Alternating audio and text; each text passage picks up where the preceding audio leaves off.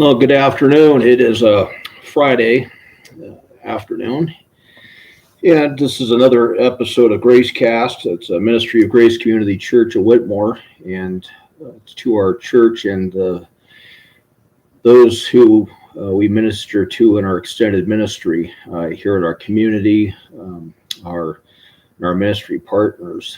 And this is just an opportunity for us to reach out and keep people apprised of news items that are going underreported. The reason I started this was, as many of you know, I would send out periodic news items as part of our what had been known at different times as Morning Connection or Morning Manna. There'd be devotionals, and I really liked doing those writings in the past. And unfortunately, as ministry got more busy, especially the past couple of years, with the influx of news, it was just really hard to keep up on what was going on. The amount of information that I have to listen to daily and read has increased incredibly, just to keep up on what's going on a daily basis. What I would take in a week a couple of years ago is what I'm taking in a day and a half now, just to keep up on what's going on. And what I had found was that what I have found is that in the course of conversation with a lot of people is really important matters of, for instance, this Roe versus Wade, that issue that was brought up yesterday. People might know that it is an issue that's out there, but they don't really know the specifics of what's taking place. They may not have been aware that, I know for certain that people here, in our own church weren't aware of the fact that there has been a push for women to be able to give birth to their children and to be able to have those children lose their lives within the first few days up to the first several weeks, and to not have any civil or criminal charges brought against them, to abort the baby's life, terminate it after birth, and not having any legal ramifications for that. And so when we brought that up for instance, at a Bible study here a few weeks ago, we had a number of people here who were just shocked. Well, for a couple of us, a few of us, that was stuff we're reading every day. That's nothing new. But for a lot of people, that's news that it's going underreported. Naturally, there's a lot of bias that is taking place in the news. That we know that. This isn't the news of 30 years ago. There is news that is very liberal. There's news that's very conservative. So if you're on the liberal end of the news spectrum, and that is a liberal news item, you don't want to report that, because that's something that you want to see slide past people's notice, because you want to see something like that get legalized without people noticing it and putting up a fight. And just the same way on the conservative end. Those types of conservative issues get underreported because conservative news outlets don't want there to be a fight on a conservative issue. This isn't the same news. Not that there was ever a time when news was completely unbiased, but there was a time when news was much less biased. And unfortunately, most news is very liberal, and I think most of you understand that.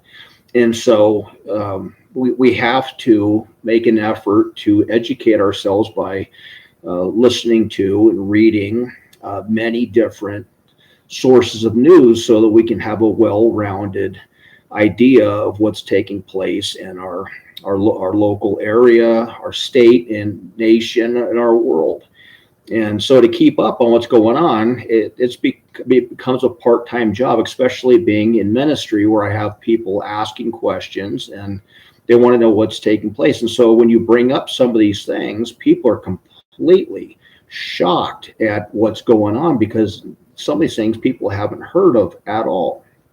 And for a long time, I'd wanted to be sharing in this format some of the items that are taking place in terms of fulfilled prophecy that's taking place. That's something that we're very interested in observing because there's a lot of things that are taking place. I mean, there's lawlessness that is abounding, and just being able to report on the statistics of lawlessness and the direction we're going at as a nation and as a world, and those terms. And there's all kinds of, I could talk all day on those types of issues. But when you come to just day-to-day news items, like the Roe versus Wade that we talked about yesterday, people are missing these things. So for at least right now, till we can get moving, I'm going to have to spend some time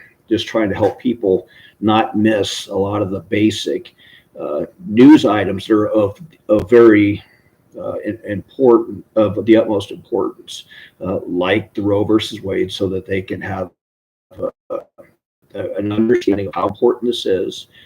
They can have some clarity on it, and they would recognize that as Christians, we need to be active on this. We can't bury our heads in the sand, because unfortunately that is becoming the mentality of many in the church. A lot of churches by the day they still have a sign out in the front that says that they're a church, but by the day they're becoming cowardly because this world is becoming challenging. It is becoming a challenge to be a Christian. I don't need to tell you that. There are people that are becoming more abrasive and hostile to the Christian faith. But instead of us being quiet, meek, and we do need to be, meek, and we need to be the way that we deal with things. We need to have an approach that is Christ honoring, but we can't be cowardly. We can't be hiding. We can't pretend we don't know what's going on.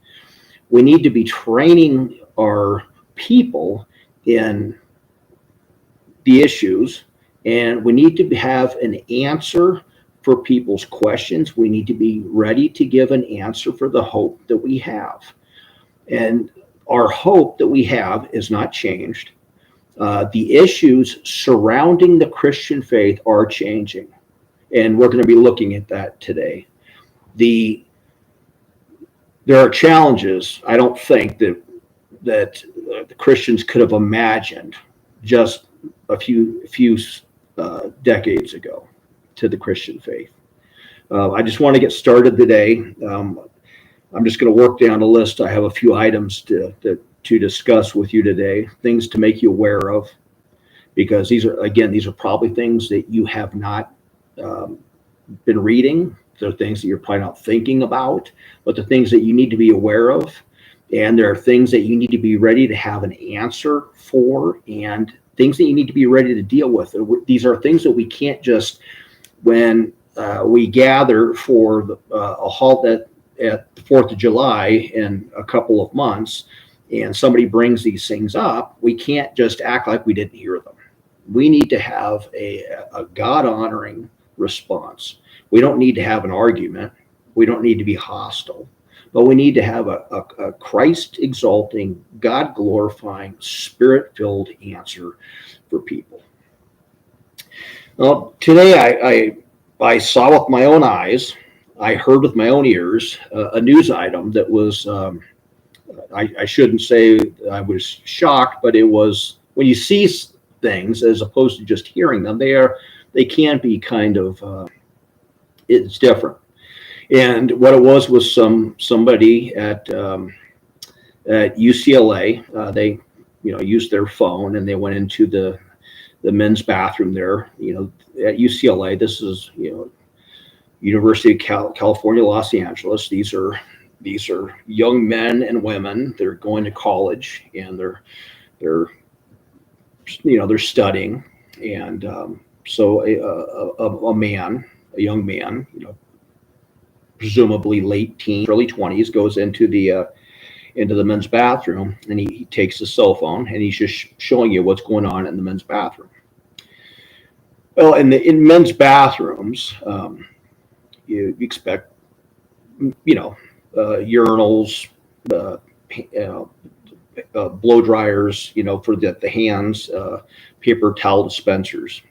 Well, now, in the men's bathroom at UCLA, and come to find out this isn't uncommon practice, they have feminine products free to the students there that are also labeled UCLA. They're feminine hygiene products for the men that are they are women identifying as men using the bathroom, and so you have free products that are available. Now, hearing this and then actually seeing it and seeing these products with the UCLA logos on them, and the all packaged and stuff, it was different. And come to find out that this is a common practice among the major universities. And I was watching this news program. They're young adults. And they were talking about this, and a couple of the young ladies on this program, she was one of these two young ladies. She said that, they had to fight to get free feminine products into these bathrooms.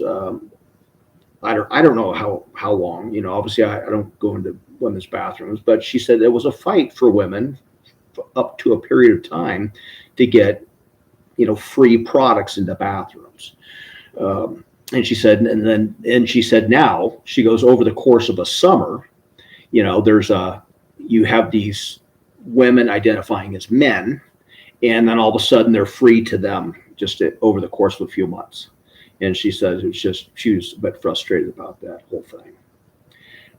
Scripture is very clear. Matthew 19, Genesis 2, God made them male and female. He made them. Jesus reiterates this in Matthew 19 when he's talking about the marriage account. This is the way God created them. There's not this host of genders that all of a sudden here in the 21st century that we have stumbled upon and realized that we've been wrong all this time. I had this discussion recently with somebody who claims to be a Christian, and we went back and forth a couple of times, and then finally the way I was able to put the argument to rest with no rebuttal was I said, look, I said, when a woman gives birth, and I've been there a few times now,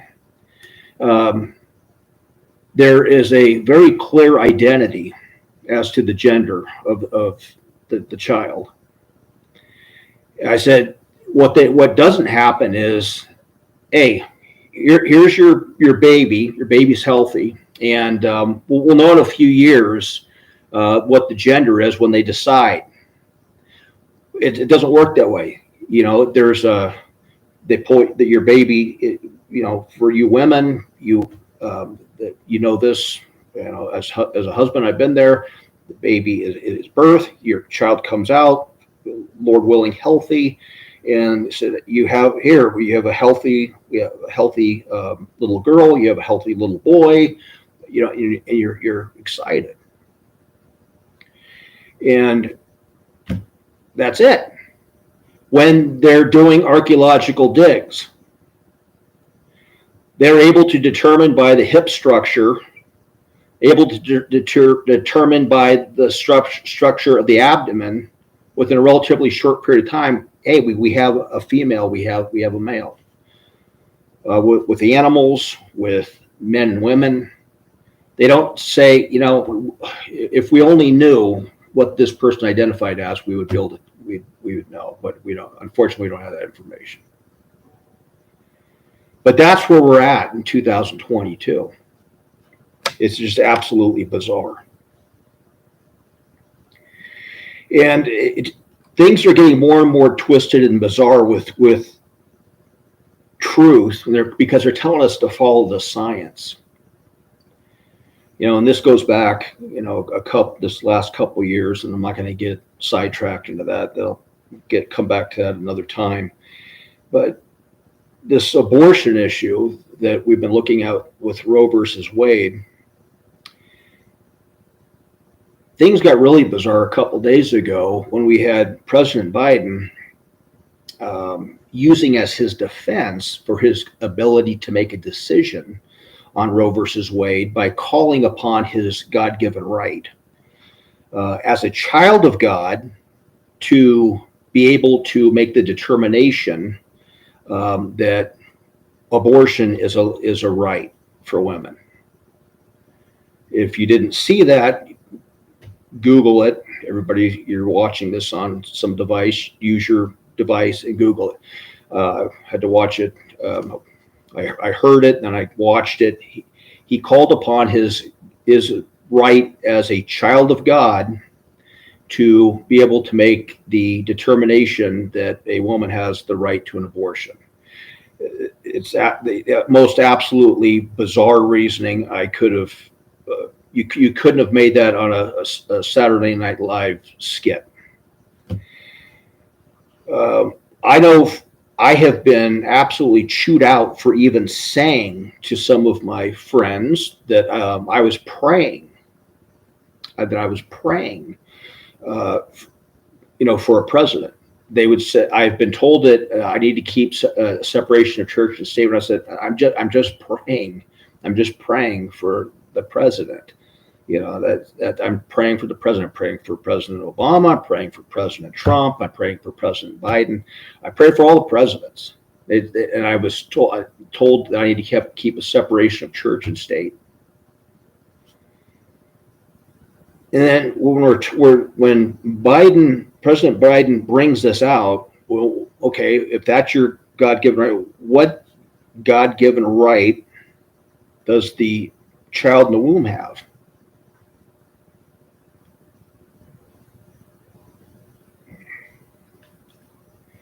We're living in some strange days. Strange days. We're definitely days of delusion. Definitely days of delusion. I remember sitting down with a pastor, I don't know, 6, 7, 8 years ago. We're having lunch. We're just talking about the days we were in. And Scripture talks about the days of delusion and the last days, and that those days of delusion we're absolutely living, and we're breathing it in like a fog. And a lot of Christians are getting sucked right into this. You're seeing Christians falling away left and right.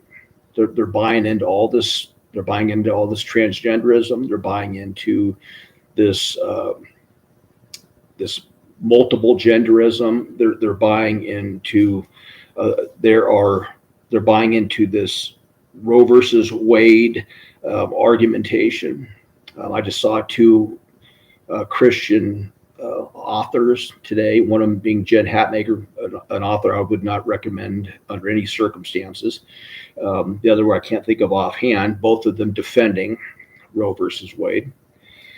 And we're living in days of delusion, absolutely days of delusion. We're living in days when our government's talking about we need a ministry of truth, which is right out of the movie and book 1984. Those of you who are familiar with it, I've seen it recently. I was watching it on Amazon, I believe, and then it may have gone to Netflix or vice versa. It was free, and then I think they were charging for it. I think it was free on Amazon, then they were charging for it, and I think it may have went back to free, and then it might have gone to Netflix. I'm not sure how that worked, but I'd recommend watching it because we're very much living in the movie 1984 right now. In addition to living into the last days, but they're advocating for this ministry of disinformation, and this woman that they're promoting to head this ministry of disinformation, this expert on Russian disinformation, which is hysterical, because all that Russian disinformation, you think about the Russian disinformation that we got caught up in as a nation a few years ago, which all blew up in our faces. This is a woman who was a denier 2 years ago of the laptop, the Hunter Biden laptop, which is subsequently, of course, many of you already knew it was a legitimate issue. And of course, now here we are in 2022, and everybody's having to admit that it was a legitimate issue. She was a denier of that. Most legitimate news sources were pointing that out a couple years ago, 2 to 4 years ago. But this woman was a denier of that. But she's going to head this. She's being tapped as this woman to head up this ministry of truth, to be this defender of, to argue, point out what is disinformation. What a horrifying thought! What absolutely horrifying thought! Of course, these are all the same people who have told us to follow the science and who are telling us that we have multiple genders, and that we need to have feminine products in the men's bathrooms, and that the male swimmer who just beat the women swimmers is actually a woman. And at the just a couple months ago at the NCAA championships. And so we are living in some hard times. So this is what I wanted to bring to your attention today. And if you haven't subscribed to this YouTube page, please go ahead and subscribe. You're already on the page. Just go to the subscribe button and subscribe. And if you know others who might benefit from this information, there's going to be a lot more to come. And as I mentioned at the beginning of this segment, I said that looking forward to talking a lot more about information that is related to Scripture and the fulfillment of prophetic matters. And I'm hoping to be able to get to that even starting this next week. But there's been so many issues that are in the news that people aren't aware of, that I just wanted to kind of catch people up on. And we'll keep covering those issues, but I also want to start discussing some of the issues of prophecy, especially as we head in next week into the celebration of the birthday of the regathering of Israel to her land as a nation.